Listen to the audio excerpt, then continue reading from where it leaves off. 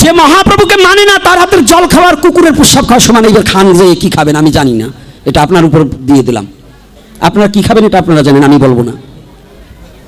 সাবধান, যে কলির পাবন অবতারী, ওই যে ইসলাম ধর্ম যে বাবারা আসছে, যত নবী আসুক, যদি দিনের নবী মুহাম্মদ সাল্লাল্লাহু আলাইহি সাল্লামকে না মানে ও মুসলমানই না, নাকি? দিনের নবী মুহাম্মদকে যদি কেউ না মানে সে মুসলমান। তো সনাতন ধর্মে জন্মগ্রহণ করে যে মহাপ্রভুকে মানানি, ও তো সনাতনই না, ও তো মেলচ্ছ। আপনারা এখন দেখছেন চিন্ময় চেতনা ইউটিউব চ্যানেল। কানা হয়ে বসে গেছি, ওই জিডারের সামনে যেই তুলসীর পাতা ছিটেতি, ওটাও তো এক কানা। কোন কোন পূজায় কি লাগবে না, খালি বেল পাতা পাইলেই ফাঁসায় ফাঁসায় দেয়। ওই তো পুজো হয় নাকি? আগে জান কোন পূজায় কি নিষিদ্ধ আছে। খালি ভাগবত পাঠ করলে কাজ হবে না, খালি লীলা পড়লে কাজ হবে না। সনাতন কমে গেলে তোমার ধর্ম কেউ শুনবে না। আগে টিকিয়ে রাখার ব্যবস্থা করো, অস্তিত্বকে ধরে রাখো। গুরুচাঁদ ঠাকুর বলেছেন, যে জাতির দল নাই সে জাতির বল নেই। যে জাতির দল নাই সে জাতির বল নেই। হিংসা ভুলে যাও। কে ব্রাহ্মণ, কে শূদ্র, কে ক্ষত্রিয়, কে বৈশ্য, কে ঋষি, কে মুচি, কে ম্যাথর, এটা ভুলে যাও। আমরা সবাই সনাতনী। আমরা কি সনাতনী সৈনিক, সনাতনী সৈনিক। আর একটা কথা জানিয়ে দিচ্ছি, এই বাচ্চাটা কার শোন,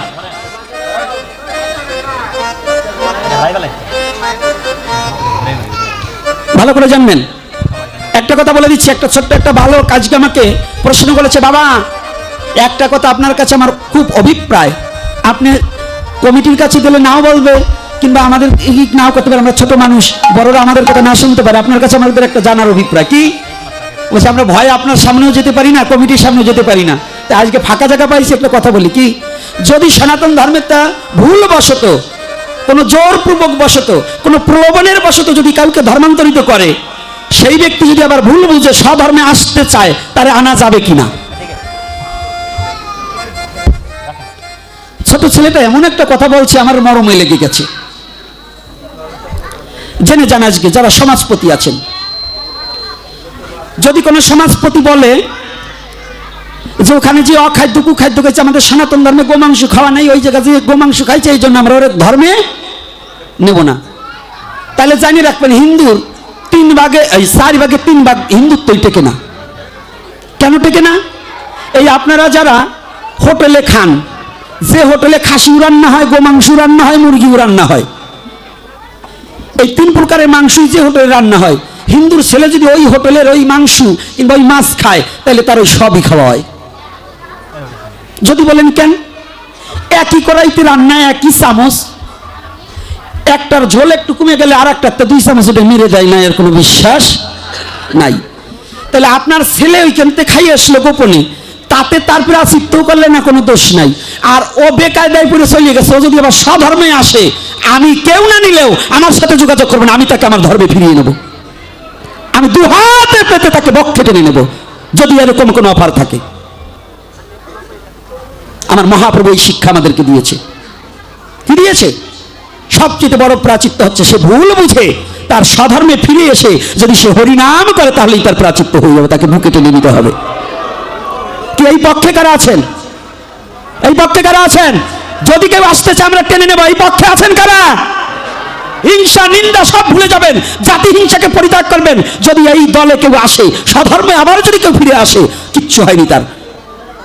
খাদ্য অভ্যাসে যদি হতো, 71-এর সময় কত হিন্দু কলমা পড়ছে, পড়ে নাই? প্রাণীর ভয়ে, প্রাণ রক্ষা করবার জন্য। তো কি হয়েছে? তাতে তার ধর্ম নষ্ট হয়ে গেছে, কিচ্ছু হয়নি। যদি তার স্বধর্মকে ভুল বুঝে আসতে চায়, সে একবার নাম করবে, গীতা পাঠ করবে, তার অঙ্গ প্রাচিত্য করে তাকে পরিত্যাগ করে দেবো, সে আমার স্বধর্মে আবার পুনর্বার আসতে পারবে, কিচ্ছু নাই। হরিনাম উচ্চস্বরে কীর্তন করতে পারলেই সে পবিত্র হয়ে যাবে। কি কষ্ট পাচ্ছেন কি আমার কথায়? কষ্ট পাচ্ছেন? আর আপনাদের ছেলে মেয়ে কোথায় যায়, কোথায় মেশে, একটু খেয়াল রাখবেন। আর বাচ্চারা শোনা, সনাতন ধর্ম শিক্ষা দেবে না, অমুকের সাথে মিশা যাবে না, মুসলমানের সাথে মিশা যাবে, তাতে কোনো অপরাধ নেই। কিন্তু যখন তোমার ধর্ম সম্বন্ধে তোমাকে কটূক্তি করবে এবং সে মুসলমান যদি তোমাকে ধর্মান্তরিত করার চেষ্টা করে, তুমি তৎসঙ্গে তার মতো বন্ধুকে পরিত্যাগ করে দেবে।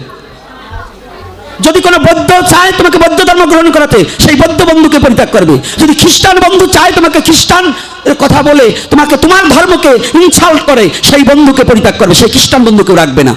কিন্তু হিন্দু, মুসলমান, বৌদ্ধ, খ্রিস্টান যেই হোক, যদি তোমার ধর্মকে কেউ আঘাত না দেয় তাকে তুমি ত্যাগ করো না, তার সাথে কোনো ঝগড়া কেচকেচি করবে না, নাকি করা যাবে?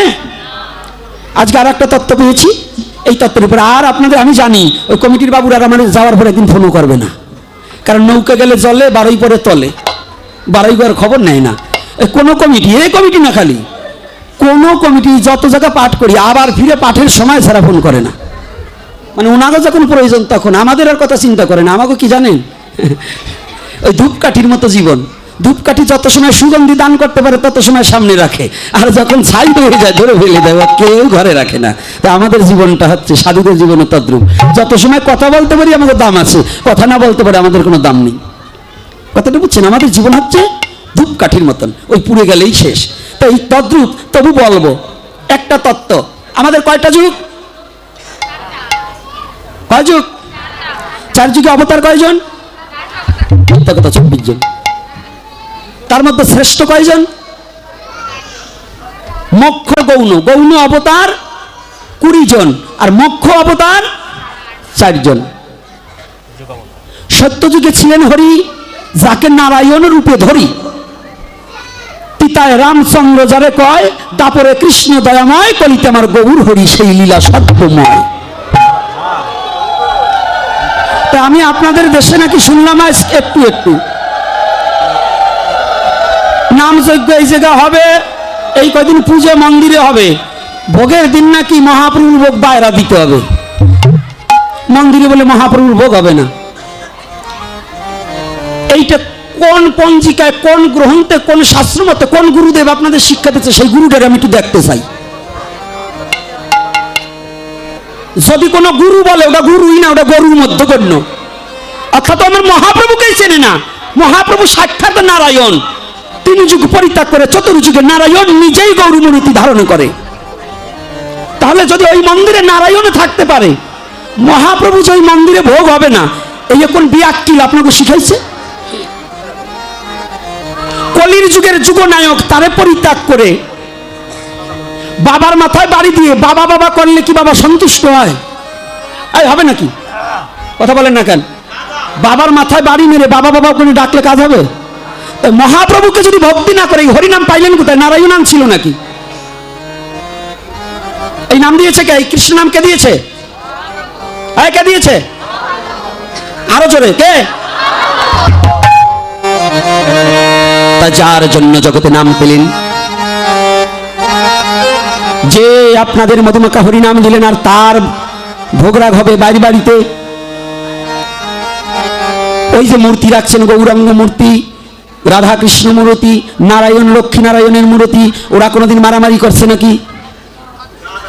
এই মূর্তি তো মারামারি করছে। ওই পূজারী বাবার কাছে শোনেন, উনি আবার 2 একদিন দেখছে নাকি মারামারি করছে, দেখছে নাকি আমি তো জানি না। তো যদি তাই না করি থাকে, তো মহাপ্রভু ভোগ দিলে নারায়ণ অপবিত্র হয়ে যাবে। এই কোন চোরে শিখাইছে রে? এই চোরগুলো কারা? সমাজটাকে, জাতিটাকে, ধর্মটাকে নিয়ে খেলছে এই বদমাশগুলো কারা? যে আমার মহাপ্রভুকে বাংলার মাটিতে জন্মগ্রহণ করে, সনাতন ধর্মে জন্মগ্রহণ করে আমার মহাপ্রভুকে এত তুচ্ছ তাচ্ছিল্য এখনো ভাবে, এরা একমাত্র তারা যারা পূর্বেও আমার মহাপ্রভুকে মেনে নিতে পারেনি। আমার মহাপ্রভুকে না মানার অপরাধে তাদের বংশ নিবংশ হয়ে যাবে। কলির পাবন অবতারী এক মানে গৌর হরি। কোন শাস্ত্র দেখছ? পুরাণে পর্যন্ত মহাপ্রভুকে সাক্ষাৎ ব্রজনন্দন গোবিন্দ কৃষ্ণ, তিনি রাধা কৃষ্ণ চৈতন্য চরিতামৃতে লেখলেন, রাধা কৃষ্ণ প্রণয়া বিলাকিনী আহ্লাদিনী শক্তি রশ্মা দিকাত্মা নাবপি বিবিধ ভেদাঙ্গতৌ চৈতন্য খং প্রকট মধুনয় তদদ্বয় চক্ষুমাপ্ত রাধা ভাবতি বলে তন্ময়ী কৃষ্ণ স্বরূপম। রাধা কৃষ্ণ এক আত্মা, 2 দেহ ধরি অনন্য বিলাস রস আস্বাদন করি, এবে 2 দেহ হয়ে এক ঠাই ভাব আস্বাদিত হলেন আমার চৈতন্য গোসাই। আর সেই মহাপ্রভুকে অবজ্ঞা করার অধিকার আপনাকে কে দিয়েছে? কে দিয়েছে? আপনাদেরকে এত বড় পাওয়ার কে দিল? এই বন্য হিংসাটাকে আপনারা ধরে রেখেছেন। আগে জানতেন নারায়ণ শিলায় ব্রাহ্মণ ছাড়া ফুল তুলসী দিতে পারবে না। নারায়ণনাথের বাবার কালে কিনা না, ওর বাবা কিনে রেখে এসেছিল ভগবানকে। এই জোচ্চুরি, এই ফাজলামিটাকে পরিত্যাগ করতে হবে। ভগবান ভক্তের জন্য, কোনো জাত গোষ্ঠীর জন্য ভগবান নয়। ভগবান যে ভক্তি করে ভগবানকে তুলসী দেবে, ভগবান তার হয়ে যাবে, কোনো জাত গোষ্ঠীর নয়। এই জাতাজাতি প্রথাটাকে পরিত্যাগ করুন। ব্রাহ্মণের ছেলে যদি মাংসাহারী হয়, সে কি করে তুলসী দেবে ওই নারায়ণ শিলার গায়ে? তাতে নারায়ণ শিলা, নারায়ণ আর ওই মন্দির থেকে দূরে পালিয়ে যায়। মৎস্যহারী, মাংসাহারী তারা নারায়ণ শিলা জলদান করবে, আর শুদ্ধ ভক্তরা জলদান করতে পারবে না। ও মন্দিরে গৌরহরির স্থান হবে না। এই অধর্মগুলো আপনাদেরকে শিক্ষা দিয়েছে। আমি ভয় পাই না।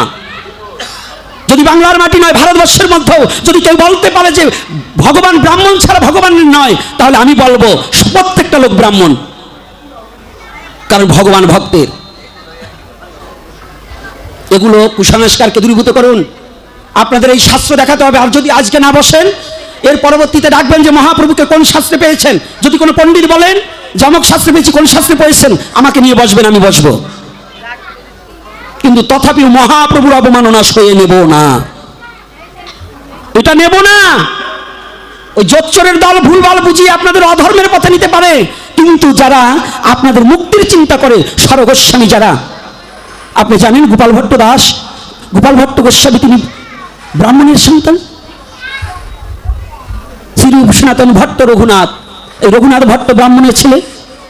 মহাপ্রভু সাক্ষাৎ ব্রাহ্মণ কুলে জন্মগ্রহণ করে, মহাপ্রভু পার্শ্বদ অধিকাংশই ব্রাহ্মণ, তারা মহাপ্রভুকে মেনে নিলেন। শ্রীবাসের অঙ্গনে যেদিন মহাপ্রভুকে, একটু ভালো করে শুনুন, চৈতন্য ভাগবত এবং চৈতন্য চরিতামৃতকে হাঁটিয়ে দেখুন। মহাপ্রভু সেদিন যেদিন শচীদেবী বৈষ্ণব অপরাধ করেছিল মনের অজান্তে, কোন দিন? এই কথাটা একটু রাগে রাগে বলছি, একটু কষ্ট পাচ্ছেন? কারণ এইগুলো গায়ে সয় না।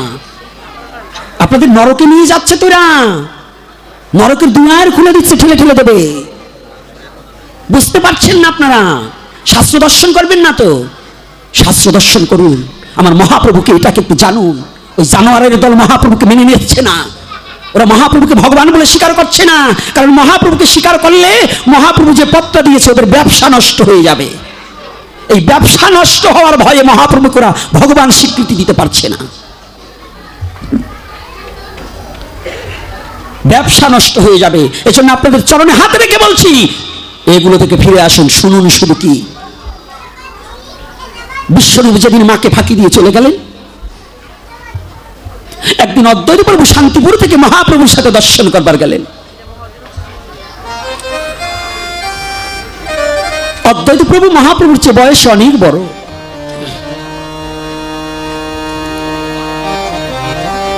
যখনই গিয়েছে মা শচীদেবী লোক দেখানো প্রণাম করেছে বটে, কিন্তু মনে ভয় আছে। কারণ বিশ্বরূপ ফাঁকি দিয়ে চলে গেছে। এই সাধু আসছে, ইনি বুঝি আমার নিমাইকে না নিয়ে যায়। তো মা মনে মনে বকা দিচ্ছে। কি দিচ্ছে? অদ্বৈত না দৈত্য আসছে। এই দৈত্য ঠাকুর আবার সকালবেলা এসে উদয় হয়েছে কেন? কি এরকম মনে মনে বকে না? এই বাচ্চাগুলোকে ঠান্ডা করুন। এই দৈত্য ঠাকুর সকালবেলা এসে উপনীত হলো কেন? মনে মনে বলেছে, কিন্তু কেউ না জানুক, ভগবান তো অন্তরের কথা জানে। ভগবান বুঝতে পেরেছে মা বৈষ্ণব নিন্দা করেছে। অদ্বৈত পরম বৈষ্ণব, স্বয়ং সদাশিব, শিব ঠাকুর, সাক্ষাৎ শিব সদাশিব এসে অদ্বৈত রূপে জন্মগ্রহণ করেছে। শান্তিপুরের বুড়ো গোসাই অদ্বৈত ঠাকুর। এই অদ্বৈত মহাপ্রভু বললেন, মা সাধন ভজন যতই করো জীবনে, যত বড় সাধু হও না কেন, যদি তুমি বৈষ্ণব অপরাধ করো, ও মা তুমি কোনোদিনই ক্ষমা পাবে না। বৈষ্ণব অপরাধ কোনোদিন আমি ক্ষমা করব না।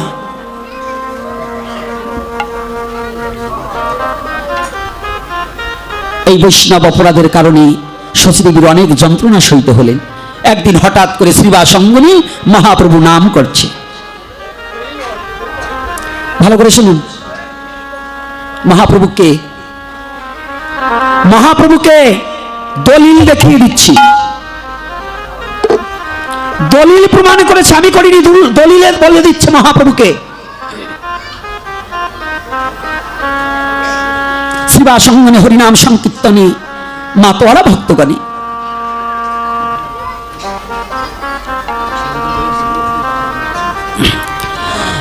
যখনই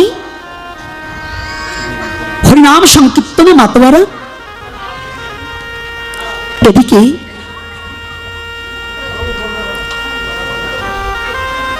মহাপ্রভুর ভাবের বিকারে সেই সত্যযুগের কথা মনে পড়ে গেছে। নাম করিতে করিতে সত্যযুগের কথা মনে পড়ে গেছে। তাই শ্রীবাসের অঙ্গনে নারায়ণ শিলা আর নৃসিংহ খট্টাঙ্গ, মানে নৃসিংহ খাট, ভগবান নৃসিংহদেবের পূজা করে, আর এক খাটে নারায়ণ শিলা রেখে শ্রীবাস পুজো করে। শ্রীবাস তো ব্রাহ্মণের ছেলে, ব্রাহ্মণের সন্তানের নিয়ম আছে, নারায়ণ শিলায় জলদান না করে এক গ্লাস জল গ্রহণ করা উচিত নয়। নারায়ণ শিলায় তুলসী দান না করে এক গ্লাস জল গ্রহণ করা উচিত নয়। এই যে শুনবেন,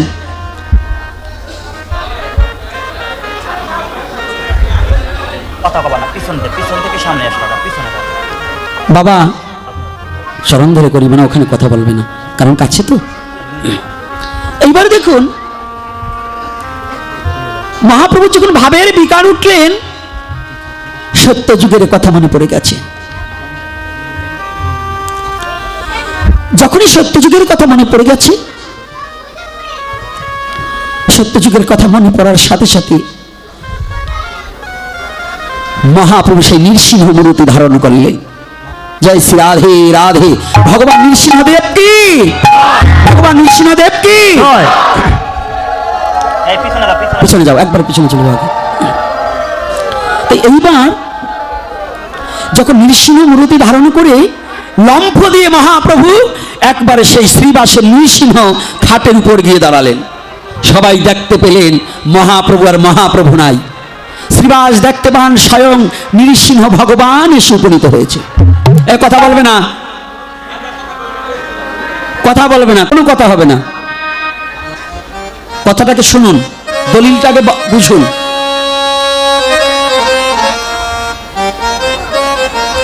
শ্রীবাস দেখতে পাচ্ছে সাক্ষাৎ ভগবান নৃসিংহদেব এসে তার খাটের উপর দাঁড়িয়ে আছে। শচীদেবী সেদিন শ্রীবাস অঙ্গনে ছিলেন।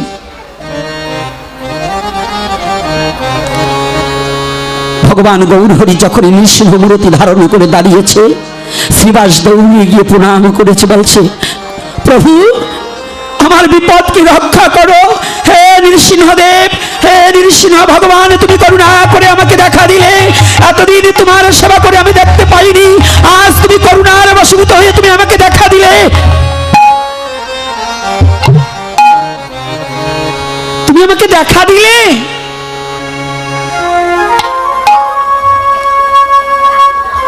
তুমি আমাকে করুণা করে দেখা দিলে। আজকে নিমাইকে দেখছেন, আজকে কাকে দেখছে? ভগবান নৃসিংহদেবকে। আজকে নিমাইকে দেখতে পাচ্ছে না। এই মায়েরা কথা বলছে কেন? এই কোনো কথা হবে না, আগে কথা শোনো। আর মাথার কাপড় পড়ছে কেন? কি ব্যাপার? কি মাথার কাপড় পড়ছে কেন? প্রত্যেকে মাথার কাপড় দিয়ে রাখবে। কথাটাকে শুনুন। নৃসিংহদেব যখন ভগবান দাঁড়িয়েছে আর শচীদেবী দেখতে পায়, আজ ওই নৃসিংহ খট্টাঙ্গের উপরে, খাটের উপরে ভগবান নৃসিংহদেব বসে আছে। আজকে নিমাইকে দেখতে পাচ্ছে না, মা নিজের সন্তানকে চিনতে পারছে না। এখানে দাঁড়িয়েছে কারা? এই বাচ্চাগুলো দিকে নিয়ে যান তো। হ্যাঁ, নিয়ে যান বাচ্চা।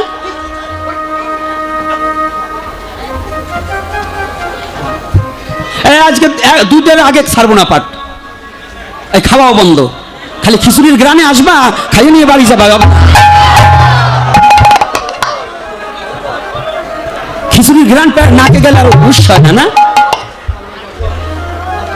কথা শুনুন কি বলছে, তাই কথাটা শুনুন। মা নিজে গিয়ে ছেলের রূপ দেখতে পাচ্ছে না। কাকে দেখছে? নৃসিংহদেবকে। যখন মা শচীদেবী গিয়ে প্রণাম করছে, ভগবান নৃসিংহদেব আমাকে কৃপা করো, আমাকে ক্ষমা করে দাও। আজকে গৌরহরি নৃসিংহ মূর্তি ধারণ করে বলছে, এই শচী আমার সম্মুখ থেকে সরে যা। শচী আমার সম্মুখ থেকে সরে যা, তোর কোনো ক্ষমা নেই। অদ্বৈত প্রভু গিয়ে বলছে, প্রভু মার ক্ষমা নেই কেন? মা কি করেছে? বলছে ও বৈষ্ণব অপরাধ করেছে। কি অপরাধ? বলছে কবে? মা তো এমন কোনো কাজ করেনি। বলছে অদ্বৈত, তুই না জানলেও আমি জানি। শচীর কাছে জিজ্ঞাসা কর, যেদিন সুপ্রভাতে আমার সাথে দেখা করবার তুই গিয়েছিলি, সেদিন তোকে দেখা মাত্র উপরে উপরে প্রণাম করেছিল, কিন্তু তোকে দৈত্য বলেছিল, দৈত্য ঠাকুর বলেছিল।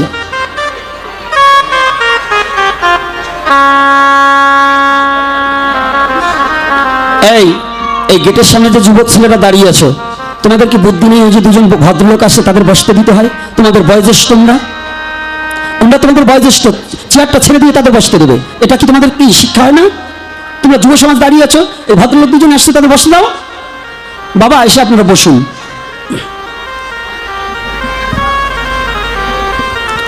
এটা শিখতে হবে। একজন বয়োজ্যেষ্ঠ লোক আসলে তাকে সম্মান করা শিখতে হবে। এটা সনাতনের কালচার। বেয়াদ্দ বলে হবে না, আদব শিখতে হবে। আগে ভদ্র হও, পরে ভক্ত হইও। যদি ভদ্র না হতে পারো তাহলে ভক্ত হতে পারবে না, নাকি? আগে কি হবে, ভদ্র না ভক্ত? আগে কি হবে, ভদ্র হতে হবে না? তো ভদ্র না হলে কি ভক্ত হওয়া যায়? তাহলে ভদ্র হওয়া শিখবে কি করে? আমরা বুঝবো কি করে যে আপনারা ভক্ত হবেন? যদি ভদ্র হতে পারেন তাহলে ভক্ত হতে পারবেন। যদি ভদ্রতাই না শিখেন তাহলে কি করে আপনি ভদ্র হবেন গো? তাহলে ভদ্র হতে হলে কি, গুণীজনকে, বয়স্ক জনকে শ্রদ্ধা করতে, ভালোবাসতে হয়। সে যে ধর্মের, যে মত, যে পথের হোক, সে আপনার বয়স্ক, তাকে শ্রদ্ধা করা, এটাই আমার সনাতন ধর্মের শিক্ষা দেওয়া। কিন্তু আপনারা তো শিখবেন না, আপনারা তো মানবেন না। এতগুলো বার বকা দিলাম, মা বলে চরণে হাত ধরলাম, তাও মাথায় কাপড় থাকে না। তাহলে আপনারা কি শিখতেছেন, এটা কি আমরা বুঝতে বাকি রইল? খালি আসেন, খিচুড়ি খাবো, পোলাও খাবো, বাড়ি চলে যাবো, এই খাওয়া খাওয়ির ধর্ম করবার আসেন। একটু না খাওয়ার ধর্ম শেখেন, যেটা করলে পরে মনুষ্য জীবন উন্নত হয়, আত্মচৈতন্যবোধ জ্ঞান হয়। যে ধর্ম করলে পরে নিজেকে চিনা যায়, ঈশ্বরকে জানা যায়, এটার উপরে আসুন। তাই চরণ ধরে করি মানা, আনমানা হবেন না। বলছে এই সচি, তুই আমার কাছ থেকে সরে যা। বলছে প্রভু তুমি ওকে ক্ষমা করো। মা কি করেছে? বলছে ও বৈষ্ণব অপরাধ করেছে। বলছে কবে? বলছে অদ্বৈত, তুমি যেদিন এসেছিলে সুপ্রভাতে আমার সাথে দেখা করবার, সেদিন সচি দেবী মনে মনে তোমাকে দৈত্য ঠাকুর বলেছিল। কি বলেছিল? এই যে আমাদের সনাতন ধর্মের লোকেরা কি করে জানেন? একজন মালা তিলক পরা লোক দেখলে টিটকারি করে, করে কিনা? হ্যাঁ, পিছনে শিখা রাখা, এটা আমাদের সনাতন ধর্মের জন্য বৈধ। সনাতন ধর্মে 3 রকম চুল। এই কয় রকম চুল বলবো? 3 রকম চুল। কি কি? অর্ধকেশী, পূর্ণকেশী, নেড়া। তো অর্ধকেশী কারা? এই গোপ আর দাড়ি ফেলে দিয়ে শুধু কেশ রাখে যারা, এরা হচ্ছে অর্ধকেশী। পূর্ণকেশী কারা? এই গোপ, দাড়ি, কেশ এই সম্পূর্ণ রাখে যারা, এরা পূর্ণকেশী। নেড়া কারা? সম্পূর্ণ মস্তক মুন্ডন করে পিছনে শিখা রাখে যারা। এই যে আমার 3 জন ভদ্রলোক বাবা আসছে, তাদের ধর্মেও আছে কান বাবরি, কাঁধ বাবরি আর চামচাটা ছোট করে আছে না বাবা? না কি বলেন? আপনাদের হাদিসে কি বলা? এটাই তো বলা। এখন আর একজন আছে, যদি কেউ মজলু হালাতে থাকতে পারে, তার চুল দাড়ি কোনো জায়গায় খুরকেছি লাগানো লাগে না, ওটা একটু আলাদা। আর এই যে আমাদের সনাতন ধর্ম অবলম্বনকারী যারা, চুল রাখবে কয় প্রকারের? 3 প্রকারের। অর্ধকেশী, পূর্ণকেশী, নেড়া। ব্রাহ্মণের ছেলে যদি ব্রাহ্মণ কুলে জন্মগ্রহণ করে, সে যদি শিখাবন্ধন না করে, অর্থাৎ পিছনে যদি শিখা না থাকে, সে নারায়ণ শিলা, নারায়ণ পূজা করার অধিকার তার জন্মে না। সে নারায়ণ পূজা করিতে পারিবে না, অর্থাৎ সে তো শিখাই বন্ধন করেনি। ইসলামে যেমন নামাজ পড়ার আগে উজু করতে হয়, আমাদের আসমান করতে হয়। তাদের যেমন নিয়ত বাঁধতে হয়, আমাদের শিখাটা বন্ধন করে পূজায় প্রবেশ করতে হয়। আছে কিনা? আমি অন্য ধর্ম সম্বন্ধে কথা বলি না, কারণ আজকে 3 জন বাবা আসছে, তবু কথাটা বলি, কারণ 3 জন আসছে। এটাই তো সহানুভূতিতা, এটাই তো মনুষ্যত্ব। পরস্পরে কেউ কারো ধর্মের নিন্দা করা কোনো বৈধ না। সবাই পরস্পরে সবাই সাথী হয়ে এক জায়গায় ধর্মীয় কাজ করবো, অধর্মের কাজ তো নয়। এই জন্যই আমি ওনাদের ধন্যবাদ জ্ঞাপন করছি। তাহলে এখানে কি আমাদের কি শিক্ষা দিলেন? বাবা বসো, এই হয়ে গেছে, বসো বসো বসো, আগে কথা শোনো। 3 প্রকার চুল, তার মধ্যে ব্রাহ্মণ হোক, ক্ষত্রিয় হোক, বৈশ্য হোক, শূদ্র হোক, এই জাতা জাতির জাতাকল কিন্তু এইগুলো না। ব্রাহ্মণের ছেলে যদি অবিদ্বান হয়, তার যদি কোনো লেখাপড়ার জ্ঞান না থাকে, সে কি বেদ পাঠ করতে পারবে? পারবে? তো বেদ পাঠ না করতে পারলে ও আপনার পূজা কি করে দেবে? কি করবে? ও কেন বিয়ের বেলায় শ্রাদ্ধর মন্ত্র বলে চলে যায়, এটা কি আপনি বুঝেন? হ্যাঁ, ও তো বেদ সম্বন্ধে অবগতই নাই। কোন পূজায় কোন মন্ত্র, কার ধ্যান কোন ভাবে করতে হবে, তুলসী কে পাবে কে পাবে না, কে কোন জায়গা চন্দন পাবে না, তিলক পাবে না, সিঁদুর পাবে, এইটাই তোর বোধগম্য হবে না যদি শাস্ত্র না জানা থাকে। তাইলে ও কি করবে? আপনার ছেলের বিয়ায় ও শ্রাদ্ধের মন্ত্র বলে চলে যাবে। তাহলে কি করা জানতে হবে? ব্রাহ্মণ শ্রেষ্ঠ, কিন্তু সে জ্ঞানী, সাধক, ব্রহ্মজ্ঞানী এবং সাধক হতে হবে, তাহলে তাকে প্রণাম করতে হবে, সে শ্রেষ্ঠ। কিন্তু ব্রাহ্মণের ঘরে জন্ম নিলেই ব্রাহ্মণ হবে এমন না, বৈষ্ণবে জন্মালেই বৈষ্ণব হবে এমন না। এটা সনাতন ধর্মের স্বীকৃতি নয়। সনাতন ধর্মের স্বীকৃতি কি? জন্ম চাই যথাযথ, কর্ম চাই ভালো। যার কর্ম ভালো না, তার জন্ম যত বড় ঘরেই হোক। এই মির্জাফরের নাম কয়, সে কি একজন মানুষের ঘরে জন্ম হয়েছে না? কিন্তু মির্জাফর বলার সাথে সাথে কি ছেপ ফেলায় না বাবা? বলেন, মানুষে ঘৃণা করে না মির্জাফরের কথা? কত বেইমানি করলে তার মির্জাফর বলে। তো ব্রাহ্মণে কুলে যদি ওরকম মির্জাফরের জন্ম হয়, তাহলে কি ব্রাহ্মণ বলা চলে? এখন কথা বলেন না, কারণ কিছু বলেন না, কি ব্যাপার কি? সামনে বিয়ে আছে, পড়াই দেবে কিনা? হ্যাঁ, ও ভাবে কি সামনে যে বিয়ে, তাই যদি আমি ব্রাহ্মণের কথা একটু এরকম করি, তাহলে এই আমার বিয়েটা কিটা করাই দেবে না? চিন্তা, এই ব্রাহ্মণ ছাড়া বিয়ে হয় না। সনাতন ধর্মে 10 প্রকারের বিবাহ বৈধ আছে। 10 প্রকারের বিবাহ আছে বৈধ। কি? মন্দিরে গিয়েও বিবাহ হয়। অর্জুন যখন, শ্রীকৃষ্ণ যখন, ভীম যখন বিয়ে করছিল হিড়ম্বাকে, তখন কোন ব্রাহ্মণ মন্ত্র বলছিল? কোন ব্রাহ্মণ মন্ত্র বলছিল? তত্ত্ব জানো, শাস্ত্র জানো, আগে শাস্ত্র মানো। ওই কানাদের কথা মতো তুমি কানা হইও না। এসব দেখি কানার হাট বাজার, নাকি? ও সে নিজে কানা, পথ দেখে না, লোককে ডাকে বারংবার। এসব দেখি কি? তা আমার তো কানা হয়ে বসে গেছি। ওই জিডারের সামনে যেই তুলসীর পাতা ছিটেটি, ওটাও তো এক কানা। কোন কোন পূজায় কি লাগবে না, খালি বেল পাতা পাইলেই ফাঁসায় ফাঁসায় দেয়। ওই তো পুজো হয় নাকি? আগে জান কোন পূজায় কি নিষিদ্ধ আছে। তোমার 5টা ছেলে যদি হয়, 5 ছেলে যেমন এক খাবারই 5 ছেলে ভালোবাসে না, 5 জনের 5 রকম রুচিবোধ হয়। সনাতন ধর্মের যে দেবতার পূজা আছে, এক এক দেবতার পূজা এক এক নিয়মে করিতে হয়। ওই গয়ের হোপ করলে দেবতা গ্রহণ করে না। তাহলে এখানে আমি প্রমাণ দিলাম, নৃসিংহ খটাঙ্গর উপরে মহাপ্রভু নৃসিংহ মূর্তি নিয়ে ধারণ করে দাঁড়িয়েছিল, সেটা শাস্ত্রে প্রমাণ করেছে, দলিল তার প্রমাণ দিয়েছে। সেই মহাপ্রভুকে যদি আমরা তুচ্ছ তাচ্ছিল্য চোখে দেখি, তাহলে আমি কি পাপী না গুণী? আই কি পাপী? তাইলে যে মহাপ্রভুকে মানে না, তার হাতের জল খাওয়া আর কুকুরের প্রস্রাব খাওয়া সমান। খাবা? আস্তে, কি খাবেন নাকি? যে মহাপ্রভুকে মানে না, তার হাতের জল খাওয়ার কুকুরের প্রস্রাব খাওয়া সমান। এইবার খান যে কি খাবেন আমি জানি না, এটা আপনার উপর দিয়ে দিলাম। আপনারা কি খাবেন এটা আপনারা জানেন, আমি বলবো না। সাবধান, যে কলির পাবন অবতারী, ওই যে ইসলাম ধর্ম যে বাবারা আসছে, যত নবী আসুক, যদি যে দিনে নবী মুহাম্মদ সাল্লাল্লাহু আলাইহি সাল্লামকে না মানে, ও মুসলমানই না, নাকি? দিনে নবী মুহাম্মদকে যদি কেউ না মানে, সে মুসলমান। তো সনাতন ধর্মে জন্মগ্রহণ করে যে মহাপ্রভুকে মানানি, ও তো সনাতনই না, ও তো মেলচ্ছ। আরে অধিবাস করবেন না, অধিবাস করাবান আজকে মন গেছে খেপে, এখন আর কিচ্ছু করবেন না, পরে আমি ছাড়ি দেবানে। যান, আজকে মন খেপে গেছে। আপনারা গরিব এটা টাইম দিয়ে আর গোপীনাথে ডাকবেন না, আমার আনতে হলে টাইম ছাড়া আনবেন। ওই গরিব টাইমে আমি চলি না। 11টা বাজে গেছে, বাজুক, গরিব টাইমে কত সময় চলবে? এখন মন গেছে খেপে। কি? আরে খিচুড়ি খিচুড়ি তো লাইন ধরে তাহলে কাজ হবে না। এইবার শুনেন, হ্যাঁ ধরো ধরো ধরো ধরো ধরো ধরো, একটু শোনেন, জানতে হবে, জানবো তারপরে মানবো নাকি?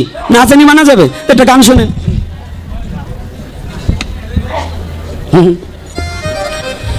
ও তুই জেনে শুনে করগে পিরি, ও তুই জেনে শুনে করগে পিরি, সে ভালো দাঁড়ায় যাবে না জেনে মজনা পিরিতে, পিরিতে না জেনে মজনা পিরিতে। ও তুই জেনে শুনে করগে পিরি,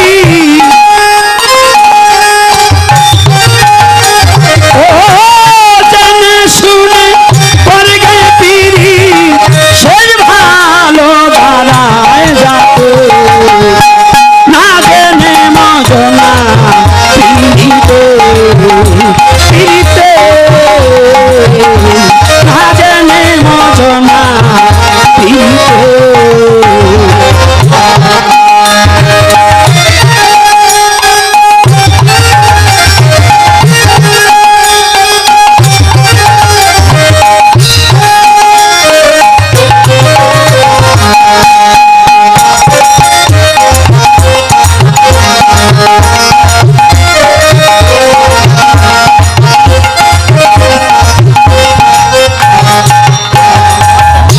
যদি পীড়িত করতে হয় বাসনা,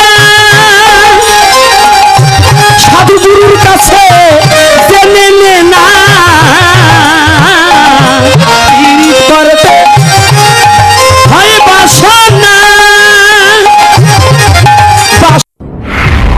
আপনারা এখন দেখছেন চিন্ময় চেতনা ইউটিউব চ্যানেল।